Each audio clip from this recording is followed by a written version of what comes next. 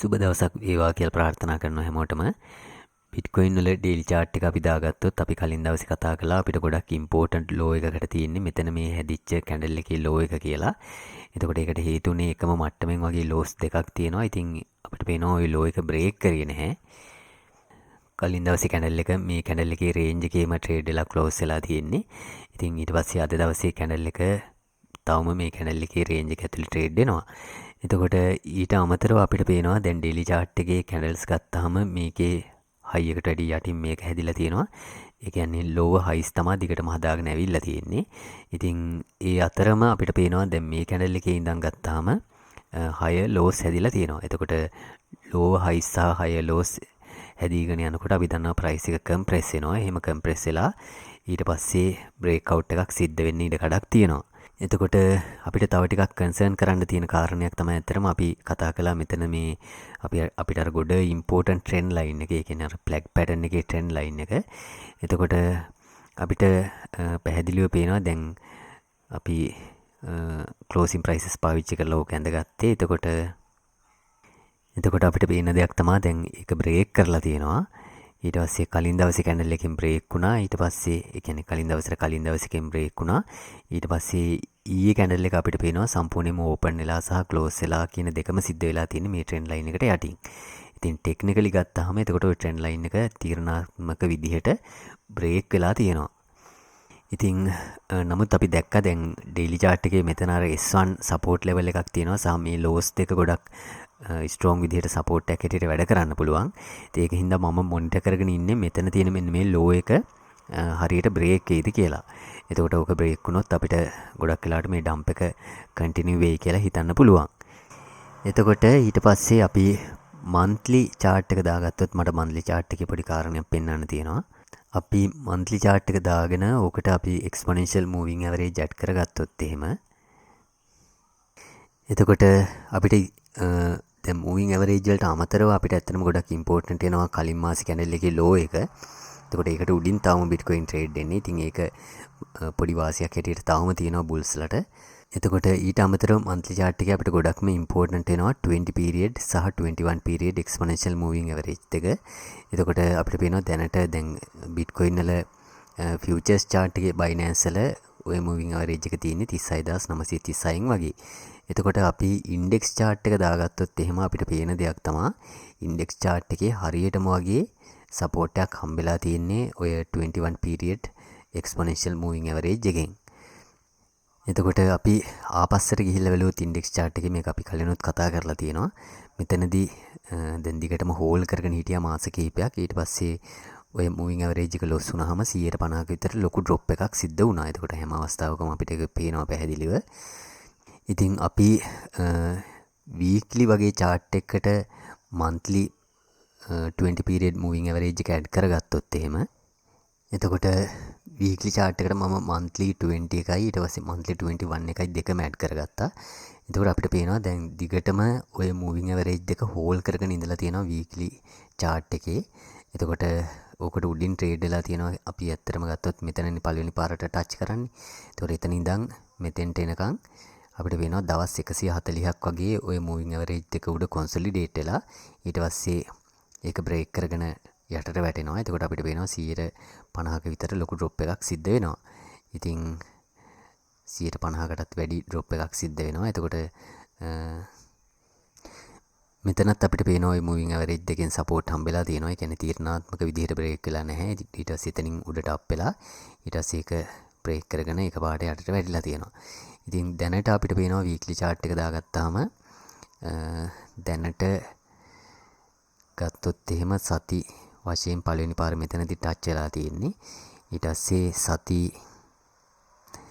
13ක්, ඒ කියන්නේ දවස් 91ක් විතර ඔය උඩ ට්‍රේඩ් වෙලා තියෙනවා කොන්සොලිඩේට් වෙවි. ඊට පස්සේ බැරි වෙලාවත් මේක බ්‍රේක් වුණොත් එහෙම තීරණාත්මක විදිහට එතකොට ගොඩක් වෙලාවට Bitcoin සෑහෙන යටට වැටෙන්න possibility එකක් තියෙනවා අතීතයේ සිද්ධ වෙලා තියෙන කාරණාත් එක්ක.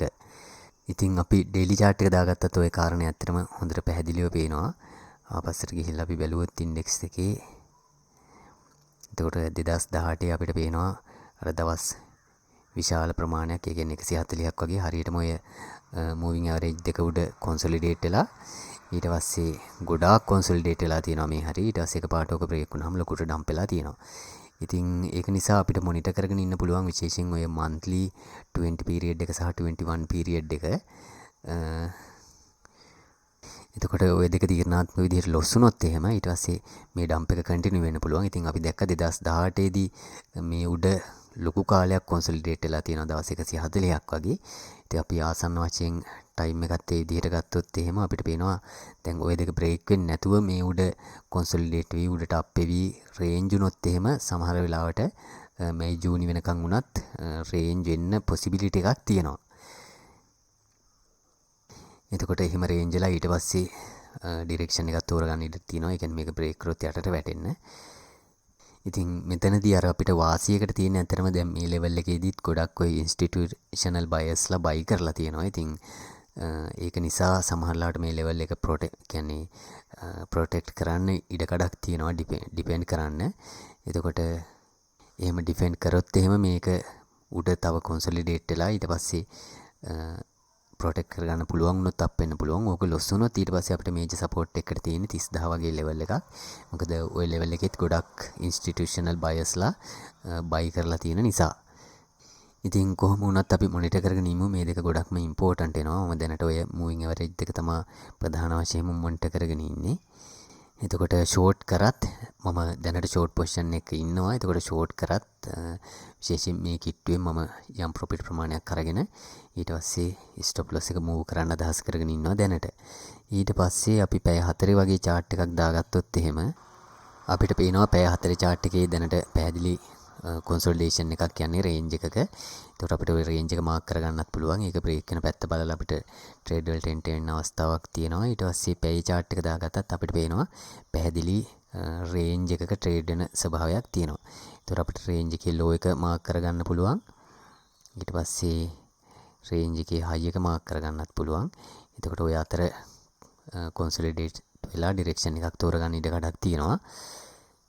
ඉතින් දැනට අර ඩේලි කැන්ඩල් එකක් අර ප්‍රධාන සපෝට් එකට යටින් ඕපන් වෙලාම ක්ලෝස් වෙලා තියෙන නිසා මට වැඩි බයස් එකක් තියෙන මේ ලෝ එක ලොස් වුණොත් එහෙම යටට වැටෙයි කියලා.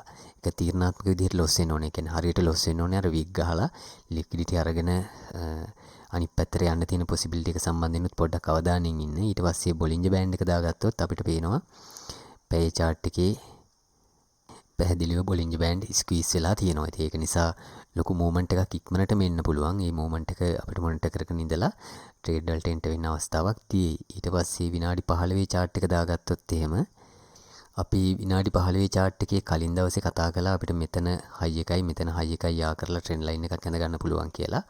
එතකොට ඒක බ්‍රේක් වුණොත් අපි කිව්වා long position එකකට enter වෙන්න opportunity එකක් තියෙනවා කියන එක සම්බන්ධයෙන්. ඉතින් කවුරු හරි කෙනෙක් ඒක මොනිටර් කරගෙන ඉඳලා enter වුණා නම් 100ට 1ක 2ක වගේ profit ප්‍රමාණයක් ගන්න අවස්ථාවක් තිබ්බ ඇත්තටම. ඊට පස්සේ අපි තව කන්සිඩර් කරපු දෙයක් තමයි මෙතන bear flag වගේ pattern එකක් හැදෙන ස්වභාවයක් තියෙනවා කියලා. එතකොට ඒක යටට ඇත්තටම දැනට බ්‍රේක් වෙලා තියෙනවා. එතකොට මම උඩදී මොනිටර් කරගෙන හිටපු තව කාරණයක් තමයි පැය chart එකේ විශේෂයෙන්ම බොලින්ජර් බෑන්ඩ් එක අපිට පේනවා බොලින්ජර් බෑන්ඩ් එකේ උඩ ලෙවල් එකෙන් රිජෙක්ට් වෙලා යටට වැටුනේ. ඉතින් දැනට යට ලෙවල් එකේ තියෙනවා. එතකොට ස්ක්වීස් වෙලා තියෙන නිසා මේක බ්‍රේක් කරගෙන යටට වැටෙන්න උනත් පොසිබිලිටි එකක් තියෙනවා. ඉතින් ඒක නිසා ටිකක් අවධානයෙන් ඉමු. කොහොමදත් මම දැන් උඩදී ෂෝට් කරපු එකට ආයෙ ඇඩ් කරන්නේ අපි අර කතා කරපු ඩේලි chart එකේ ලොස් දෙක හරියට ලොස් වුණොත්.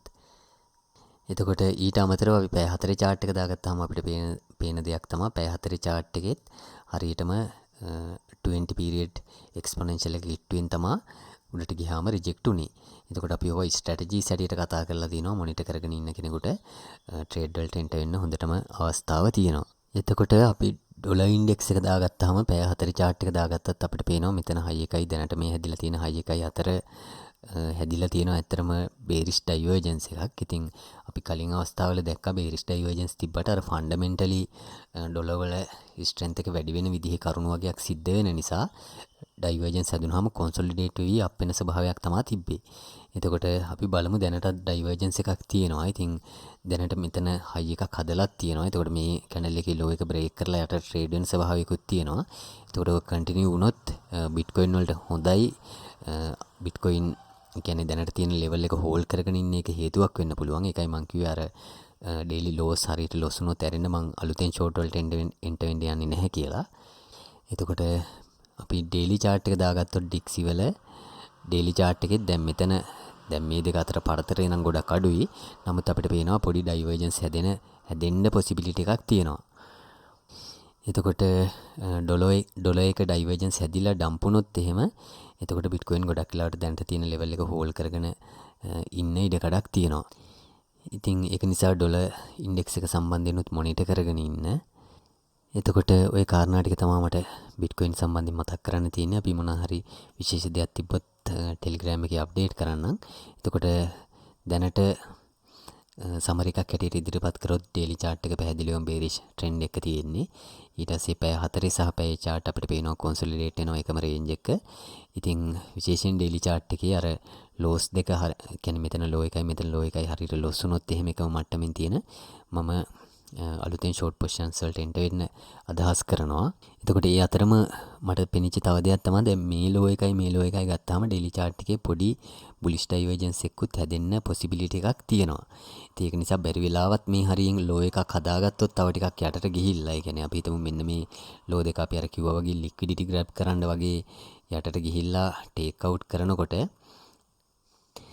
ඔතන බුලිෂ් ඩයිවර්ජන්ස් එකක් අපිට ඩේලි chart එකේ හදාගන්න පුළුවන් වුණොත් ඒක බුල්ස්ලට වාසියක් වෙන්න පුළුවන්. ඉතින් මේ බුලිෂ් ඩයිවර්ජන්ස් එක කොහොමදත් වැඩ කරන්න නම් අපිට මේ හරියදී පැහැදිලි ස්විං ලෝ එකක් හදන්න ඕනේ. එහෙම හැදුවොත් සමහරලාට අප් වෙන ඉඩකඩක් තියෙනවා බෙයාස්ලව ට්‍රැප් කරලා.